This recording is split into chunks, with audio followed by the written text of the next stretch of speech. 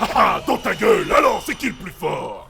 En même temps, vous avez acheté tous les DLC, c'est trop facile. Ah oui, c'est vrai, permets-moi de corriger ma phrase d'avant. Ah, dans ta gueule, alors c'est qui le plus riche? C'est vous. Et ouais, j'ai faim.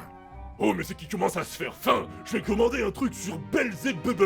Tu veux quelque chose? Ouais, je veux bien. Ok, c'est noté. Et voilà, bon bah y a plus qu'à attendre. En toute façon, ça va prendre des plombes, ils oublient toujours les boissons. Ah bah qu'est-ce que tu veux, Gary? On est en enfer après tout, hein. Mais c'est qui ça?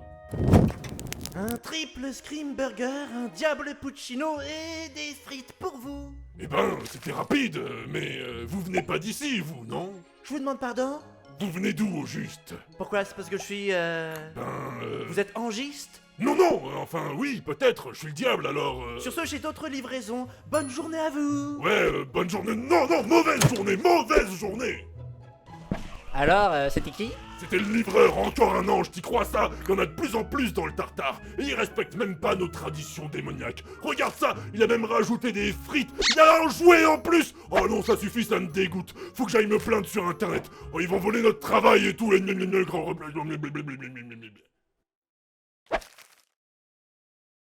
Maljour à toutes et à tous, rassemblement de villes sac à organes, et malvenue pour cet épisode sur l'immigration. C'est un sujet délicat et complexe qui fait plus ou moins tout le temps débat, et je dirais même des débats plutôt houleux. Je suis pas d'accord avec toi. Je ne suis pas d'accord avec toi non plus. C'est pas grave. On peut s'entendre quand même. Super! Bande d'anges de merde! Ils sont où mes démons? Engueulez-vous, nom de merde! Tes chakras sont très tourmentés, mon ami. Oh, moi, je trouve ces chakras très bien alignés, au contraire. Je respecte ton avis. Et moi le tien. Ah! Mais bon, avant toute chose, vous connaissez la chanson. On va définir ce qu'est l'immigration, ce qu'est un immigré, un étranger et tout ce bazar. Déjà, un étranger, c'est quelqu'un de chelou. Il te ressemble pas, il pense pas comme toi, il a pas des cornes de la même forme que les tiennes, il arrête pas de se plaindre genre gna gna gna, je veux gagner ma vie décemment, gna gna gna, je veux des droits comme tout le monde. Patron, je me demandais, est-ce qu'un jour vous allez vous décider à me payer? Oh putain! Oh, tu m'as fait peur, j'ai cru que t'étais un étranger. Plus sérieusement, un étranger et un immigré, c'est pas tout à fait la même chose. Une personne dite étrangère est une personne résidant en France qui ne détient pas la nationalité française. Un immigré est une personne née à l'étranger sans la nationalité française et qui est venue s'installer en France qu'elle ait acquis ou non la nationalité française. Donc une personne immigrée peut être considérée comme une personne étrangère si elle n'a pas la nationalité française. Une personne immigrée peut obtenir la nationalité française, mais elle reste considérée comme immigrée car c'est le pays de naissance qui définit si tu es immigré ou non. Un immigré possède en France les mêmes droits que les Français natifs. L'article 1er de la Constitution de 1958 interdit de différencier les droits des citoyens selon leur origine. Ce qui ne nous empêche pas de le faire, mais on y reviendra plus tard. Et on peut pas retirer la nationalité française à un immigré qui l'a acquise, sauf s'il est coupable d'un crime grave, genre du terrorisme. J'espère que l'éco-terrorisme ça compte pas, parce que sinon c'est chaud pour ceux et celles qui étaient au méga bassine de Sainte-Soline.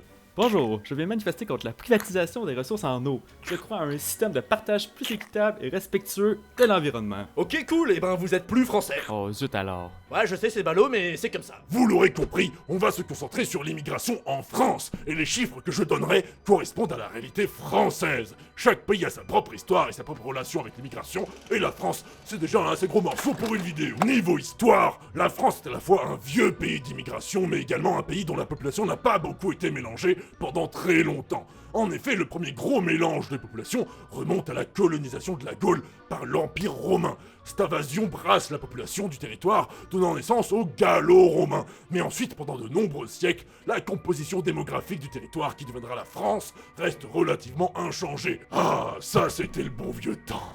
Comment allez-vous à la selle, mon cher métivier? Pas très bien, j'en ai peur, mon cher Fromentin. Mais comment cela se fait? Et voyez-vous, notre village est contaminé par la peste, une tempête a détruit la majorité de nos récoltes, l'hiver s'annonce rude et je crois que j'ai au moins 12 maladies sexuellement transmissibles dans les roubignoles. Oui, mais au moins, on n'a pas d'immigration, du coup ça va. Ah ça c'est véridique, je me sens déjà mieux.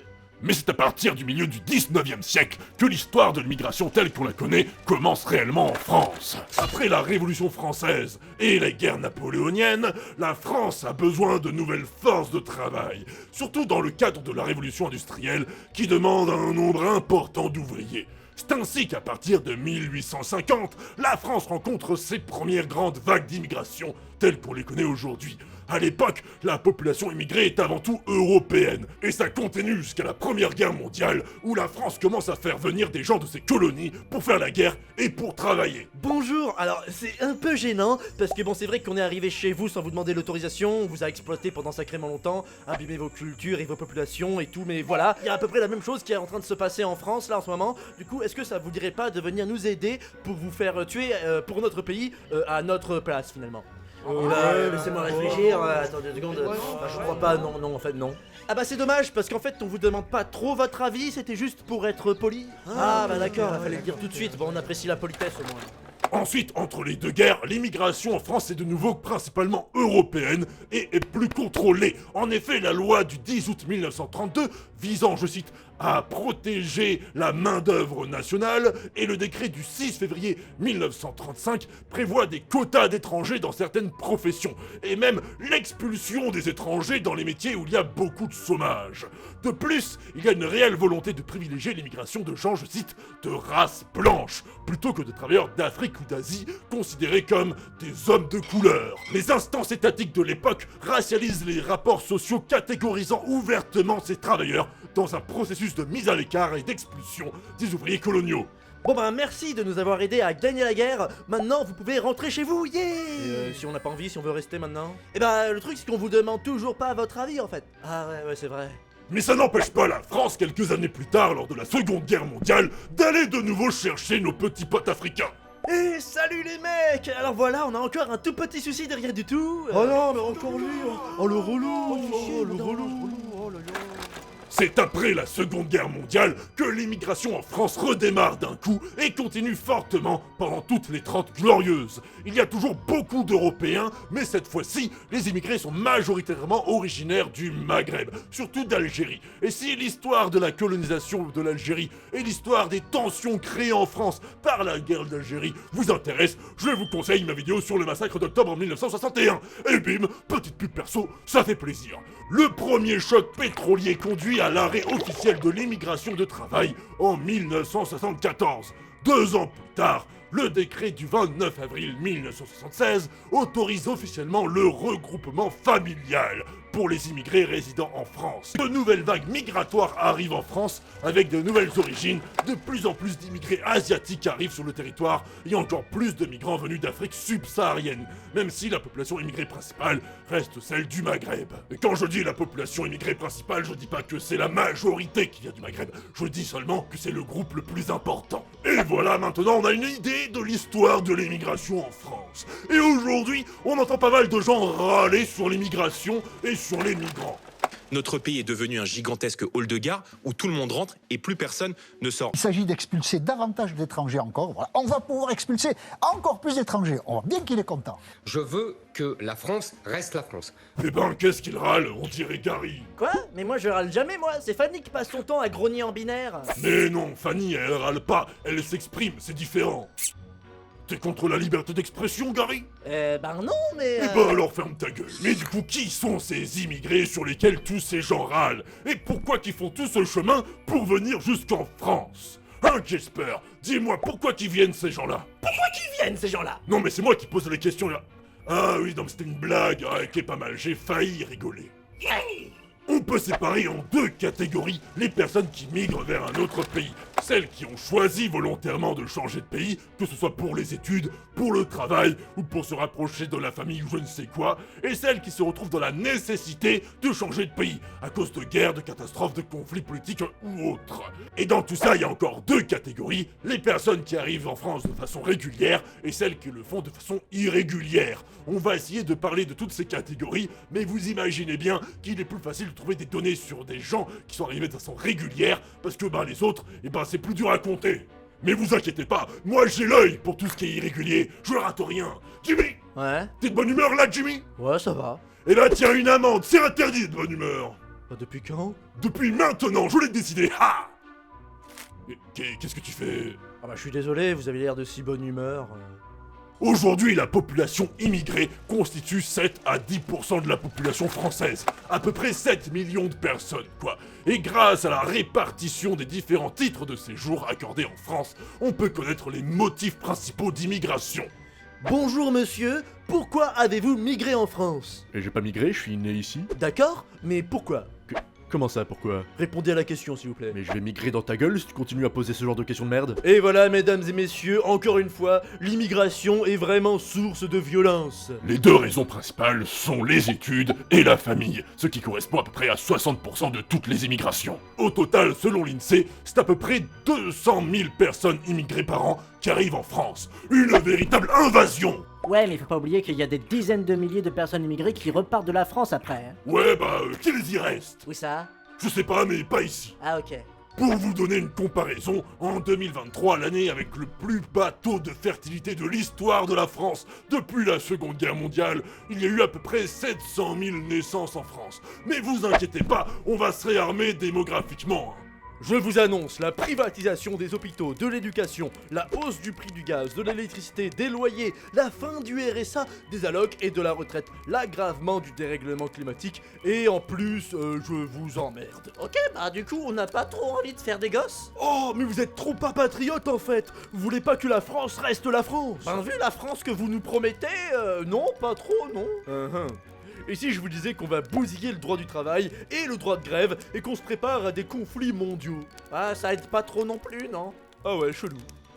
On peut noter que la proportion d'étudiants grandit d'année en année dans la population migrante. Malgré cela, d'après l'extrême droite et en particulier Marine Le Pen, la majorité de ces immigrés seraient sans diplôme, peu qualifiés et donc un fardeau pour la France. On parlera des conséquences économiques et compagnie de l'immigration dans quelques temps, mais d'abord, vérifions si cette affirmation concernant les diplômes est juste. D'après l'INSEE, en 2021, 31% des immigrés âgés de 30 à 39 ans n'ont pas de diplôme. Cependant, 43% d'entre eux sont diplômés du supérieur. C'est moins de diplômés que chez les immigrés plus jeunes, mais c'est plus que chez les immigrés plus vieux, ce qui signifie que le nombre et le niveau des diplômes des immigrés augmentent au fil des générations, et même plus que chez les natifs français. Je cite, 7 descendants de 2 immigrés sur 10 possèdent un diplôme plus élevé que leurs parents, contre moins de 6 sur 10 parmi les personnes ni immigrées ni descendantes d'immigrés d'après l'INSEE. Au final, le niveau d'éducation varie pas mal selon les différentes origines et tranches d'âge, mais on est très loin de la majorité sans diplôme. Désolé Marine, mais pour le coup, t'as dit n'importe quoi. C'est fou, ça lui arrive jamais d'habitude. Ouais, elle devait pas être en forme ce jour-là. Allez les minous, je pars à l'assemblée. Oh Gavroche, t'as fait caca hors de la litière, c'est pas possible. Jazz, t'as détruit le canapé. Pourquoi vous avez fait ces vilains trucs là? Mais vilain château, vilain pas de pâté pour vous. Comment ça? Quoi? C'est pas vous, c'est les migrants qui ont fait tout ça? Je le savais, vous pourriez jamais faire ça à votre maman. Désolé de vous avoir douté de vous. Vous allez voir, ces sales étrangers, ils vont prendre cher, c'est moi qui vous le dis. Ah, t'avais raison, ça marche à chaque fois. Hein. Ah, je te l'avais dit, hein. Et comme je vous le disais tout à l'heure, c'est compliqué d'avoir des chiffres pour les immigrants irréguliers. Il y a 300 000 personnes qui bénéficient de l'AME, l'aide médicale d'État, un dispositif là pour donner accès aux soins aux personnes en situation irrégulière. Selon eux, la moitié des personnes pouvant bénéficier de cette aide n'en font pas la demande. Et pourquoi on aide ces gens s'ils ont pas des papiers? Ben parce que ça reste des êtres humains et qu'on n'a pas envie de les laisser crever par terre comme des chiens galeux. Ouais, mais je pense qu'on devrait d'abord aider les SDF français d'abord. Ah, vous voulez aider les SDF? Bah ça tombe bien, j'ai un pote qui travaille à l'armée du salut, il peut vous renseigner. Et salut, alors si la protection de nos personnes défavorisées vous tient tant à cœur, vous pouvez tout à fait nous rejoindre dans nos maraudes où nous distribuons de la nourriture aux sans-abri. Vous pouvez également accueillir une personne en difficulté chez vous si vous en avez la possibilité. Ou bien si c'est trop contraignant pour vous, un don est toujours apprécié et ça peut faire la Ah, différence. il est parti au bout de 2 secondes. Ah, ça arrive tout le temps, c'est bizarre. Et pour beaucoup de ces personnes en situation irrégulière, le chemin pour arriver jusqu'en France n'est pas de tout repos. Une image qui a beaucoup marqué est celle de cet enfant mort noyé alors que lui et sa famille tentaient de traverser la Méditerranée. Cette image a en effet été très dure, mais d'après l'ONU, c'est plus de 2500 hommes, femmes et enfants qui sont morts ou qui ont disparu en Méditerranée en 2023. Une hausse de près de 50% par rapport à 2022. Du coup, ouais, ces gens ils sont vraiment motivés pour venir piquer tes allocs. Mais bon, même s'ils arrivent à arriver jusqu'ici vivants, on a toujours des moyens pour les faire partir. En 2021, c'est un peu moins de 17 000 personnes en situation irrégulière qui ont quitté le territoire français, qui ont quitté le territoire volontairement ou pas. Et il existe tout un tas de procédures pour faire quitter le territoire à quelqu'un, comme l'expulsion ou l'éloignement forcé. Et c'est quoi la différence entre expulsion et éloignement forcé? Il y en a un qui sonne plus sympa que l'autre. Ah ok, c'est un peu comme la sobriété subie et la pauvreté quoi. Ouais, c'est un peu comme Gary et l'inutilité. Et allez! En réalité, il y a des subtilités entre expulsion et éloignement, mais au final, c'est toujours pour faire partir quelqu'un. Sur le sujet des migrants irréguliers, on pourrait parler des centres de rétention administrative, où l'État enferme les personnes qui n'ont pas les papiers adéquats. Mais c'est tout un bordel, ça mériterait sa propre vidéo, du coup pour l'instant sachez juste que ça existe. Je vous donne des liens pour vous renseigner, et peut-être qu'on y reviendra un de ces jours. En parlant des personnes obligées de partir du territoire, pourquoi ne pas aborder le sujet des réfugiés? Déjà, quelle est la différence entre un migrant et un réfugié? Juridiquement, migrant ça veut rien dire, c'est juste quelqu'un qui est dans un autre pays que son pays d'origine. Un réfugié est une personne qui se trouve hors de son pays d'origine car les circonstances dans ce pays l'obligent à le quitter, que ce soit à cause de craintes de persécution, de conflits ou de menaces à ses droits humains. Un réfugié est donc un migrant, mais un migrant n'est pas nécessairement un réfugié. Les réfugiés ont droit à une protection internationale, mais avant d'être considéré comme réfugié, et donc de pouvoir profiter de cette protection, un réfugié est d'abord un demandeur d'asile. D'après l'OFPRA, oui c'est super agréable à prononcer, la volonté du gouvernement français est d'accélérer le délai de traitement des demandeurs d'asile afin d'expulser plus rapidement les déboutés. Sauf si t'es ukrainien apparemment, car les 100 000 réfugiés ukrainiens en France, eux bénéficient d'une protection temporaire qui leur donne accès à une panoplie d'aides sans avoir à déposer une demande d'asile. Attention, je vous dis pas qu'il faut pas aider les Ukrainiens bien sûr, mais ça commence à se voir qu'il y a du favoritisme quand même. Bonjour la France, dans mon pays je risque de mourir, je peux venir ou pas? Ouais, alors attends, je regarde dans les fiches. Est-ce que t'as rempli le dossier B42? Le quoi? Ok, attends, voici le premier tome à remplir avant demain, et il faudrait aussi que tu saches chanter du Johnny à l'envers, la tête en bas, pour être sûr que t'es bien intégré. Ah ouais, vous êtes sûr? Ouais, désolé, mais c'est la procédure, hein, on peut pas accueillir toute la misère du monde, c'est comme ça. Hein. Bonjour, dans mon pays je risque de mourir, je peux venir ou pas? Oh mais bien sûr, faites comme chez vous, on a toute la place qu'il faut, mettez-vous à l'aise. Eh, pourquoi lui il passe et pas moi? Parce qu'on leur vend des armes à eux. Et nous? Eh ben on vend des armes aux gens qui vous tirent dessus, du coup c'est pas pareil, vous voyez? Ah ouais. Bref, en tout, on estime que c'est un peu plus de 500 000 réfugiés qu'on peut trouver sur le sol français. Il est intéressant de noter que le pacte mondial sur les réfugiés adopté en 2018 reconnaît que le climat, la dégradation de l'environnement et les catastrophes naturelles causent de plus en plus de migrations. Cependant, aujourd'hui, aucune convention internationalement reconnue n'a été mise en place pour se préparer aux migrations climatiques, qui risquent de prendre encore plus en plus d'importance dans un avenir proche.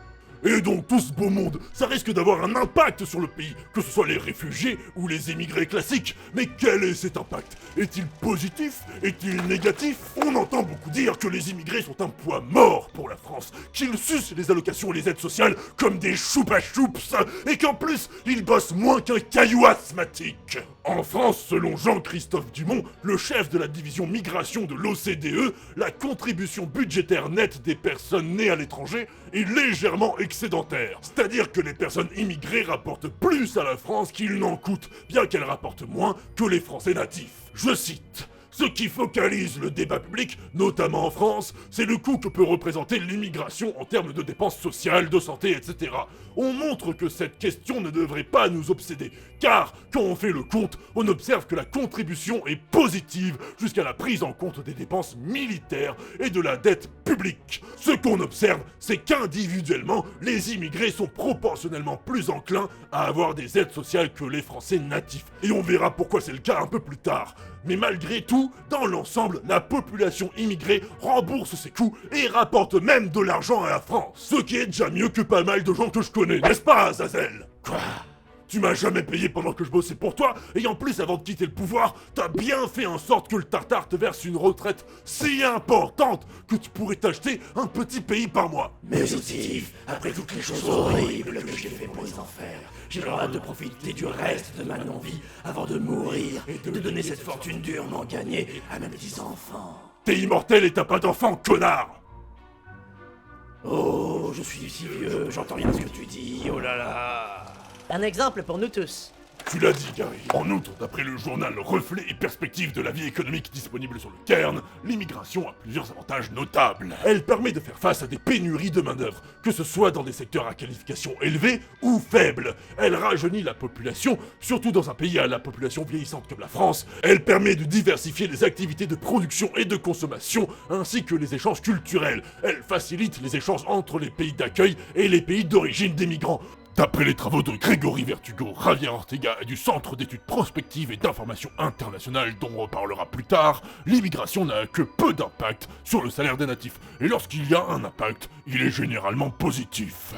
En ce qui concerne les finances publiques, selon Lionel Rago dans son livre « L'immigration coûte cher à la France », qu'en pensent les économistes? Eh ben on peut voir qu'en réalité, dans les pays de l'OCDE, l'immigration ne creuse pas les déficits publics. The Impact of Immigration on the Labor Market, Anthony Edo, montre que les analyses menées sur l'impact de l'immigration sur le marché du travail concluent généralement à des effets neutres ou positifs. En ce qui concerne la France, ces analyses démontrent que l'arrivée d'immigrés n'augmente pas le chômage.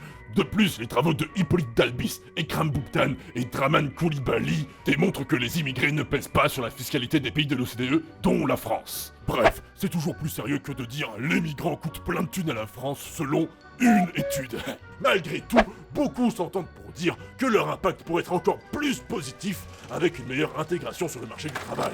Les migrants contribuent aux recettes fiscales et au développement économique du pays. Évidemment, pour que cette équation fonctionne, il faut que l'intégration soit réussie, c'est-à-dire que les compétences qu'apportent les migrants soient valorisées et qu'elles soient valorisées d'une façon efficace.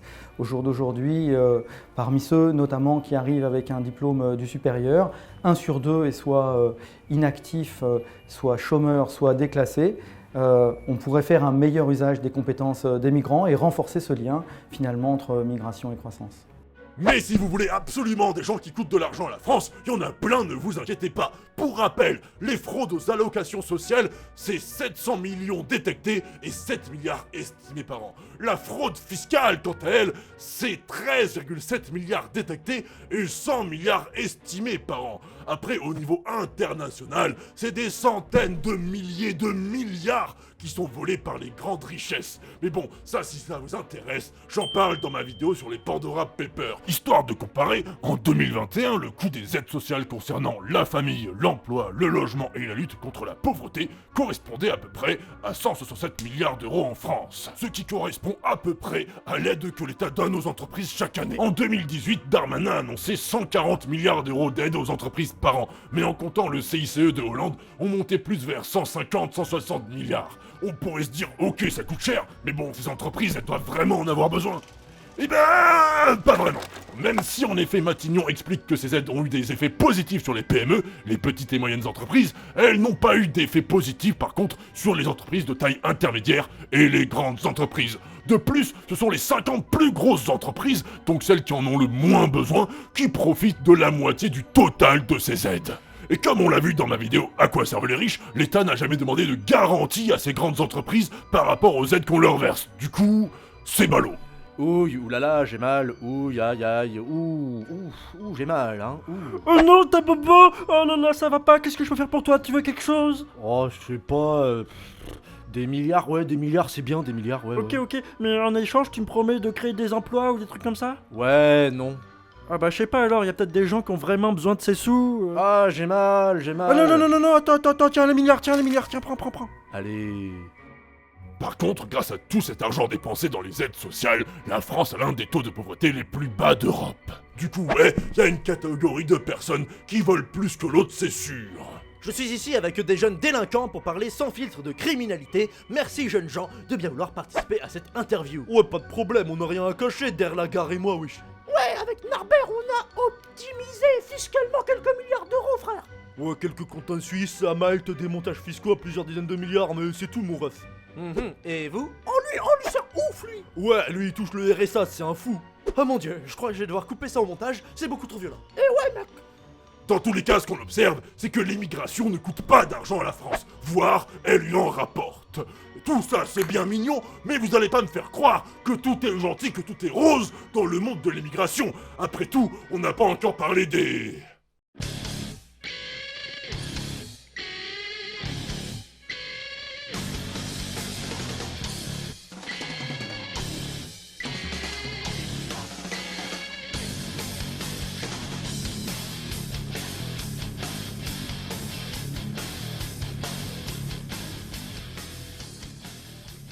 Et oui, les racailles, la délinquance, l'intégration, le grand remplacement et toutes ces joyeusetés. Mais tout ça, ce sera dans la prochaine vidéo. Et ouais, ça se termine sur un damné cliffhanger. Mais vous inquiétez pas, en attendant, vous pouvez toujours aller voir ou revoir ma vidéo sur la banlieue, si ça vous intéresse, car on va en reparler vite fait dans la prochaine vidéo. En attendant, je vous remercie d'avoir suivi cette première partie de débrief sur l'immigration, en espérant vous revoir bientôt, immigrés nombreux et nombreuses, sur la chaîne. Et n'oubliez pas que l'enfer est pavé de bonnes intentions.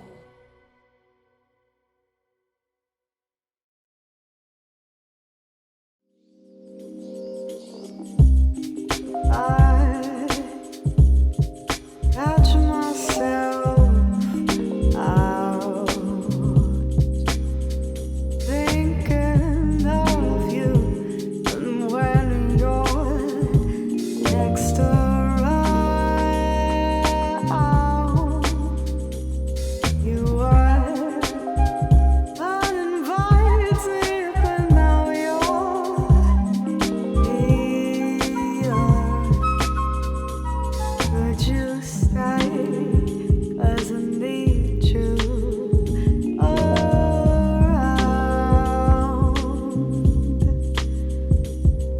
You broke inside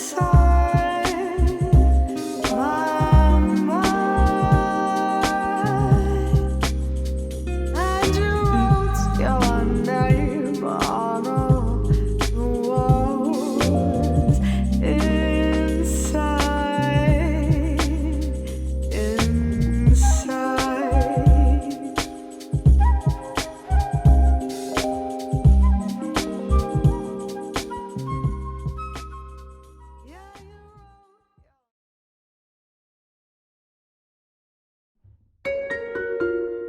Hé Gary, viens voir. Qu'est-ce qu'il y a? Il y a des anges qui traînent en bas de l'immeuble. Ils s'échangent des trucs. Je suis sûr que c'est des trucs illégaux. Attendez, j'écoute. Ah ouais, c'est bien ça, oui. Alors, qu'est-ce que c'est? Ils s'échangent des compliments. C'est illégal? Non, mais ça le devrait.